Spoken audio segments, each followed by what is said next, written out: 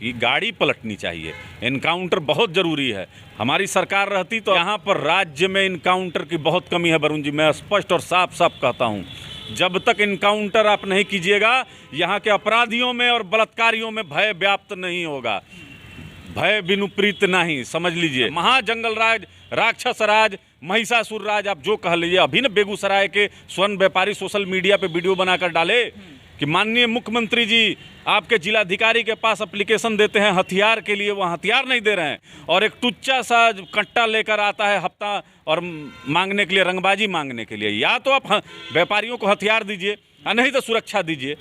Gym चलाने वाले संचालक को इनके पदाधिकारी गोली मरवाते हैं, इनके प्रखंड अध्यक्ष के गाड़ी से शराब की बोतल मिलती है, कार्रवाई नहीं होती है।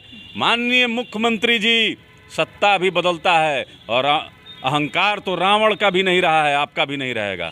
पटना रिमांड होम को लेकर जो है अब हाई कोर्ट ने स्वतः संज्ञान में लिया है, और जो बातें चिराग पासवान के सिपाही चंदन सिंह पहले से कर रहे थे कि आखिरकार कैसे 24 घंटे में ही वंदना गुप्ता को क्लीन चिट मिल गया, इस पर कहीं ना कहीं कोर्ट को संज्ञान लेना चाहिए था। लेकिन अब जो है कहीं ना कहीं कोर्ट ने संज्ञान ले लिया है, और चंदन सिंह जी खुद हमारे साथ है क्योंकि इन्होंने पहले ही भविष्यवाणी कर दी थी कि कोर्ट को संज्ञान लेना चाहिए। चंदन जी, कोर्ट ने संज्ञान अब ले लिया है, तो आपकी बात जो है अब सुन ली गई है, अब कैसे देखते हैं? देखिए, हाई कोर्ट का हम लोग बहुत बहुत आभार प्रकट करते हैं कि एक नागरिक का जो दायित्व है, और ये एक अपने आप में सेक्स स्कैंडल जो भांडाफोड़ उस लड़की ने किया है, ये नहीं देखते हुए कि उसके भविष्य का क्या होगा। बिहार के न जाने कितने शेल्टर होम की जो मासूम लड़कियां हैं, उनके पक्ष में आवाज़ उठाई, और कैसे उसको दबाने का और उसके बातों को समझिए कि निस्तो नाबूद कर देने का एक षड्यंत्र राज्य सरकार के शासन प्रशासन ने रचा, कुचक्र कि 24 घंटा के अंदर में आप समझिए कि शेल्टर होम की जो केयर टेकर हैं, उनके नाम को क्लीन चिट दे देना, यह शासन प्रशासन जो त्वरित रूप से कार्रवाई की, यही शक उत्पन्न कर देता है। और न्यायालय ने स्वतः संज्ञान लिया, हम लोग आभार प्रकट करते हैं। इसमें बहुत सफ़ेद पोस्ट जो हैं उनके राज खुलेंगे। जो लड़की ने जिस तरीके से कहा है कि बड़े बड़े लोग आते थे, उसमें 250 से ज़्यादा लड़कियां हैं और सब पे प्रेशर होता था, तो आप समझिए कि कितना बड़ा एक रैकेट अपने आप में है। और बिहार के तमाम शेल्टर होम अब शक के घेरे में हैं। तो राज्य सरकार तो इस पर सांप सूंघी हुई है। एक मंत्री का मैंने बयान सुना, जो मदन सहनी जी इस विभाग के समाज कल्याण विभाग के मंत्री महोदय ने अपने विभाग के द्वारा क्लीन चिट देने पे बड़ा पीठ थपथपा रहे थे। देखिए, इन लड़कियों के अभिभावक नहीं हैं, कोई गार्जियन नहीं है, आगे पीछे कोई पूछने वाला और ऑब्जेक्शन करने वाला नहीं है। यही तो इन सफ़ेद पोशों का सबसे बड़ा हथियार है कि इन पर कोई आरोप नहीं लगा सकता है। लेकिन इसमें बहुत अब समाजसेवी और NGO आगे आई हैं। हमको ऐसा लगता है कि आने वाले समय में बहुत परतें खुलेंगी, और खुलना भी चाहिए। लेकिन देखिए, बिहार जैसे मुजफ्फरपुर बालिका गृह कांड में बिहार शर्मसार हुआ, देश और विदेश में हमारे बिहार की कृति को धूमिल किया गया। अब यह दायित्व हमारे राज्य के मुख्यमंत्री मुखिया का है कि उनको सामने आना चाहिए मीडिया के, और इस केस को अपने निगरानी में देख रेख करके इसके सही अंजाम तक पहुंचाना चाहिए। देखिए, राजनीति तो सरकार जो है इस पूरे मामले पर, इस पूरे घटना को पर पर्दा डालना चाहती है। कहीं ना कहीं सरकार की छवि जो है इससे धूमिल होगी, और इसको लेकर जो है कहीं ना कहीं सरकार जो चाहती है जो उनकी छवि धूमिल ना हो, इसको लेकर पर्दा डाल रही है। शुरू से मुजफ्फरपुर बालिका गृह कांड में भी अगर आप देखेंगे, शुरुआती दौर के अगर अखबार आप देखेंगे, तो सरकार लगातार प्रयास कर रही थी कि यह मामला यहीं दब जाए। लेकिन चूंकि देश विदेश से भी प्रेशर पड़ा, यहाँ की पॉलिटिकल पार्टी, NGO, समाजसेवी सभी का दबाव पड़ा, और उसमें 19 लोग नामजद हुए। देश विदेश में तो आपकी थू-थू हुई। अब यही इतिहास अपने आप को दोहरा रहा है। माननीय मुख्यमंत्री जी कुछ नहीं बोल रहे हैं, उनके मंत्री दबे स्वर में इस मामले को रफा दफा करने में, तो सरकार इसको शुरू से दबाना चाह रही थी, इसकी मंशा स्पष्ट दिख रही थी। तो लेकिन अब कई एनजीओ जो हैं वो सामने आए हैं और खुद निर्भया को न्याय दिलाने वाले वकील जो है आज प्रेस कॉन्फ्रेंस करेगी, और उनके इंचार्ज जो वंदना गुप्ता जो हैं वो 2018 से ही विवादों में रही है, आज जो है उनके खिलाफ बिगुल फूकेगी और बड़ा खुलासा करेगी। कैसे देखते हैं कि वंदना गुप्ता पहले से ही? देखिए, यह राज्य सरकार में भ्रष्टाचार अपने चरम पे है वरुण जी। लेन देन का जो व्यापार इस वर्तमान सरकार में हो रहा है, उसी की उपज है यह अधीक्षक जो वंदना गुप्ता। लगातार इस पे कंप्लेन आते रहा, लेकिन राज्य सरकार अपने कान में तेल डालकर, समझिए कि क्या उससे बेनिफिट सरकार को था, आप सहज इसको आप समझ सकते हैं। तो इसमें बहुत सफ़ेदपोश लोग हैं, और बहुत खुशी की बात है कि निर्भया को न्याय दिलाने वाली वकील अब इस केस को लड़ेंगी।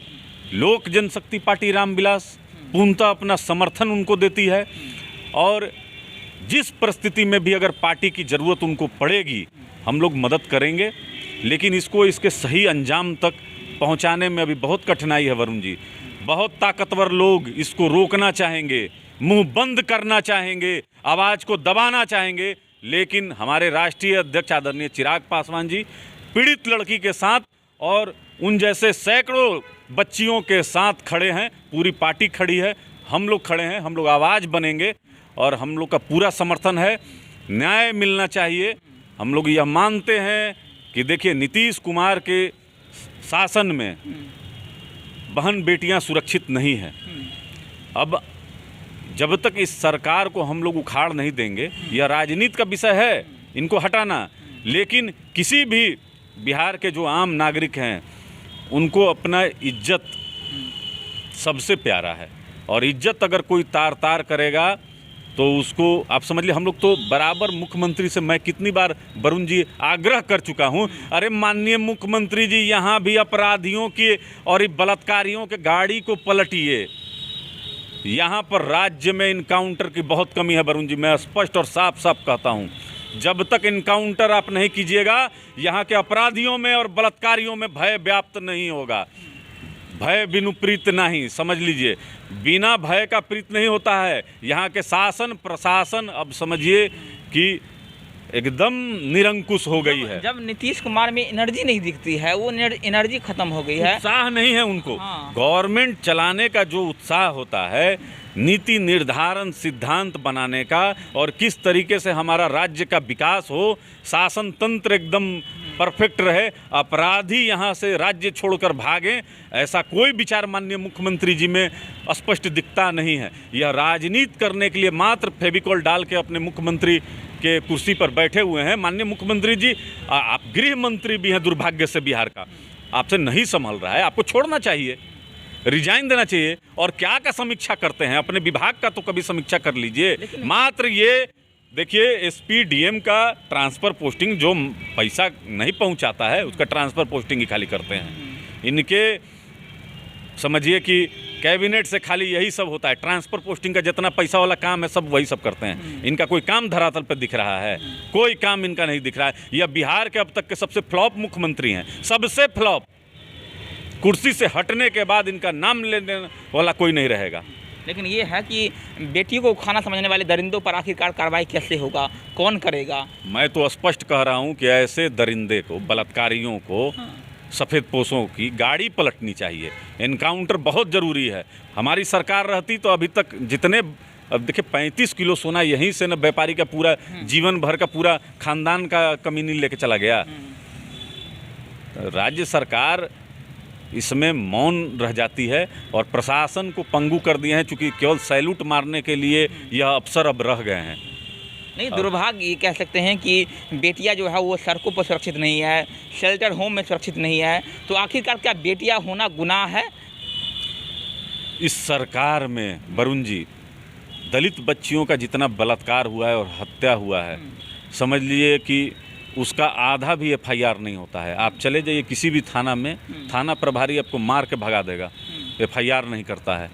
और इन जैसे कितनी बच्चियां हैं बिहार में शेल्टर होम की, जो रात दिन समझिए कि उनके साथ दुष्कर्म हो रहा है, लेकिन कोई आवाज़ उठाने वाला नहीं है, पता ही नहीं चलता है। और पता अगर चल गया, अगर थोड़ा मोड़ा इधर उधर हुआ तो उसको दबा दिया जाता है, उसके मुंह को बंद कर दिया जाता है। यह तो स्पष्ट दिखता है। और इसमें देखिए माननीय मुख्यमंत्री जी का एक बयान नहीं आता है। तो लगातार बिहार में अपहरण और बलात्कार, बैंक डकैती, दुकान में खुलेआम डकैती, रोड पे किसी को गोली मार देना, मतलब आप समझिए कि प्रशासन का खौफ बिहार के अपराधियों से और बलात्कारियों से खत्म हो गया है।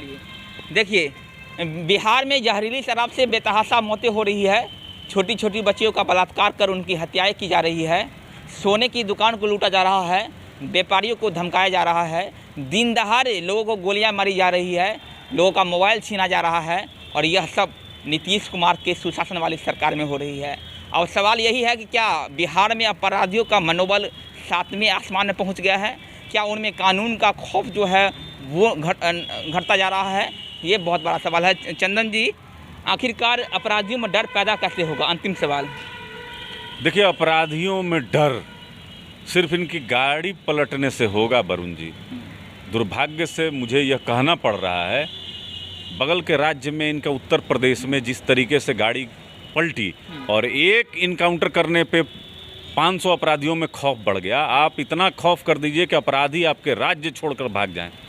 एक साधारण आदमी यहाँ पर अपनी गाड़ी खरीदने में भी डर रहा है कि कौन ठीक है, अगले समय फिरौती का कॉल आ जाएगा। महाजंगल राज, राक्षस राज, महिषासुर राज, आप जो कह लीजिए। अभी न बेगूसराय के स्वर्ण व्यापारी सोशल मीडिया पे वीडियो बनाकर डाले कि माननीय मुख्यमंत्री जी आपके जिलाधिकारी के पास एप्लीकेशन देते हैं हथियार के लिए, वो हथियार नहीं दे रहे हैं, और एक टुच्चा सा कट्टा लेकर आता है हफ्ता और मांगने के लिए, रंगबाजी मांगने के लिए। या तो आप व्यापारियों को हथियार दीजिए और नहीं तो सुरक्षा दीजिए। आप सुरक्षा भी नहीं दे रहे हैं और अपराधियों को आप इशारा किए हुए हैं। सरकार द्वारा संचालित और पोषित हो रहे हैं ये अपराधी, और सारे अपराधी और जहरीली शराब के सिंडिकेट चलाने वाले जनता दल यूनाइटेड के कार्यकर्ता हैं, इनके पदाधिकारी हैं। शराबबंदी में इनके गाड़ी में, इनके युवा नेता के गाड़ी से स्प्रिट की खेप बरामद होती है और एक शब्द नहीं बोला जाता है। जिम चलाने वाले संचालक को इनके पदाधिकारी गोली मरवाते हैं। इनके प्रखंड अध्यक्ष के गाड़ी से शराब की बोतल मिलती है, कार्रवाई नहीं होती है। माननीय मुख्यमंत्री जी, सत्ता भी बदलता है और अहंकार तो रावण का भी नहीं रहा है, आपका भी नहीं रहेगा। चलिए, कहीं ना कहीं लोगों में डर है और यही कारण है कि लोग जो हैं वो बिहार छोड़कर जाना चाहते हैं। मेरा नाम वरुण झा है, आप सफर बिहार देख रहे थे। बहुत बहुत धन्यवाद।